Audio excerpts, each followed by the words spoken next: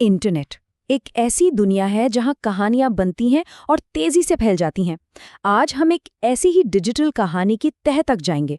एक ऐसी कहानी जो इंटरनेट के अंधेरे कोनों से निकली है। कहानी एक मौत वाले फोन नंबर की। जरा सोचिए, क्या कोई फोन नंबर ऐसा हो सकता है जिसे डायल करने भर से किसी की जिंदगी हमेशा के लिए बदल जाए? सुनने में अजीब लगता है ना? लेकिन यही सवाल कई डरावनी कहानियों की जड़ है। तो चलिए शुरू करते हैं। बात हो रही है एक ऐसे रहस्यमयी नंबर की जिसके बारे में कहा जाता है कि उसने ऑनलाइन दुनिया में काफी खौफ फैला रखा है। इस नंबर को लोग रेड रूम नंबर के नाम से जानते हैं। ये असल में एक क्रीपीपास्ता है, मतलब इंटरनेट पर बनाई और फैलाई गई डरावनी कहानियां।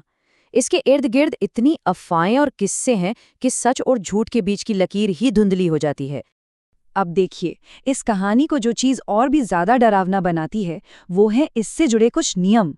कहा जाता है कि इस नंबर पर ठीक रात के 3 बजे ही कॉल करना होता है। कॉल लगने के बाद शुरू के कुछ सेकंड्स लाइन पर बिल्कुल सन्नाटा, और फिर एक धीमी, बहुत धीमी आवाज सुनाई देती है।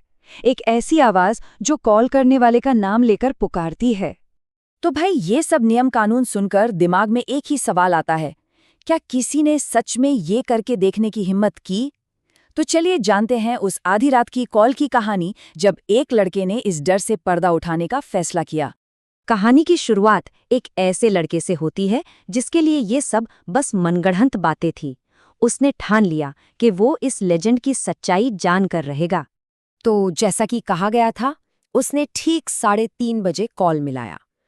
पहले 5 सेकंड कुछ भी नहीं हुआ, लाइन पर एकदम खामोशी थी। लेकिन जैसे ही 10 सेकंड हुए, अचानक एक आवाज आई, और वो आवाज इतनी खौफनाक थी कि सिर्फ 2 सेकंड के अंदर उसने दहशत में फोन काट दिया। वो आवाज कह रही थी, मैं तुम्हें देख रहा हूं। जरा कल्पना कीजिए, आधी रात को एक अनजान नंबर से कोई ये बात कहे तो कैसा महसूस होगा। उस लड़के को लगा होगा कि चलो फोन काट दिया, अब सब ठीक है। लेकिन वो गलत था। असल में डर का सिलसिला खत्म नहीं हुआ था, बल्कि ये तो बस शुरुआत थी। कॉल कटने के बाद जो हुआ वो उसकी सोच से भी कहीं ज्यादा भयानक था।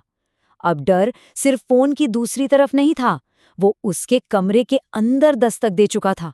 ये कहानी है डर के उस साये की। फोन काटने के बस थोड़ी ही देर बाद उसने देखा कि उसके कमरे की लाइट्स अपने आप जल बुझ रही हैं। एक अजीब सा, अनजाना सा एहसास उसके दिलो दिमाग पर छाने लगा था। और फिर जब वो इस सब से घबरा ही रहा था, उसके फोन पर एक टेक्स्ट मैसेज आया। उसमें सिर्फ 2 शब्द लिखे थे, दरवाजा खोलो। सोचिए, अब डर उसके दरवाजे पर आ चुका था। अब जो हुआ वो इस कहानी का सबसे खौफनाक हिस्सा है।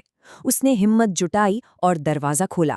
बाहर कोई नहीं था, मगर जब उसकी नजर नीचे फर्श पर पड़ी तो वहां गीले पैरों के निशान थे।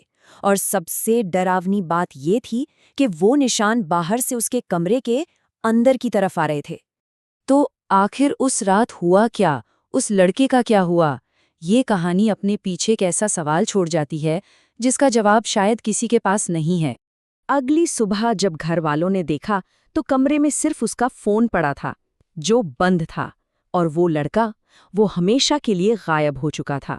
उसका कोई नामो निशान नहीं मिला।